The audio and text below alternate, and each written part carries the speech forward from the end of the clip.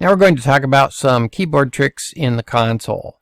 First of all, Control-C will stop the operation of a long printout or a loop of some sort. For example, if I type something that creates a long run like this, I'm just going to hold the Control key and C, and it will stop that thing dead in its tracks. Alright, next the Tab key. The Tab is used for finding commands, for one thing, finding valid commands. So let's say I've started a command and I don't know what's next. If I click the Tab key, you'll see I can, oh look, I can find some commands that are available to me there. I can also complete partial commands. So let's say get-s, and then I'll click the Tab key, and you'll see now I just get all the S's.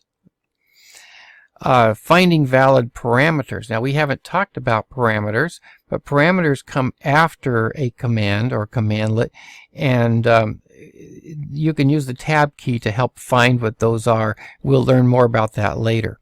Also, completing partially typed parameters. If I partially type a parameter, I can complete it by clicking the Tab key. Stepping through the valid arguments. Now, after commands and then parameters come arguments, and arguments are, like what path, for example, or what number do you want. Those kinds of things are arguments, and I can step through all the possible arguments when there's a finite set of them. We'll talk again about all those later.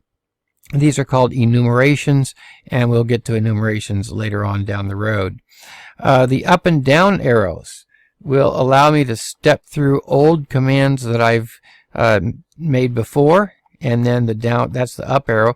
Down arrow moves me back to where I left off. The copy console text. To copy console text, let me go to one that has something significant. Okay, here's something. If I just highlight what I want to copy, let's say I just want to copy this select execution policy. I'm going to just highlight that, and then I'm just going to right click with the mouse. Now all of a sudden it looks like my highlight went away, but believe it or not, that set execution policy has actually been registered. Let me get rid of this, and I'm just going to right click again, and it will paste it back again. So that right click on your mouse is both the copy and the paste. So those are a few of the keyboard tricks here in the and mouse tricks in the console. This is an addendum to the previous video that I'm just going to attach the two together. The previous one used the console. I just want to show you a couple of things about on the terminal. First of all, the first few tricks are all the same. That is to say, the Tab key still works the same. Let's type get service, and then I'll put an S and use the Tab key, and I can see the various services that start with S and so on. So that works the same way. Doing the Control-C also stops the output.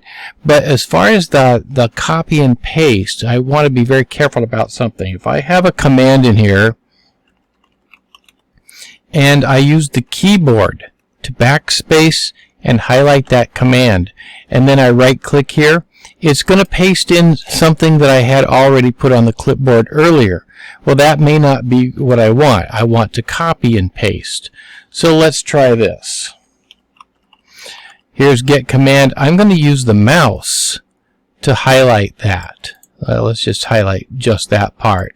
And right click. That put it on the clipboard. That copied it. Alright, so now if I'm down here somewhere and I right click again, that pastes it.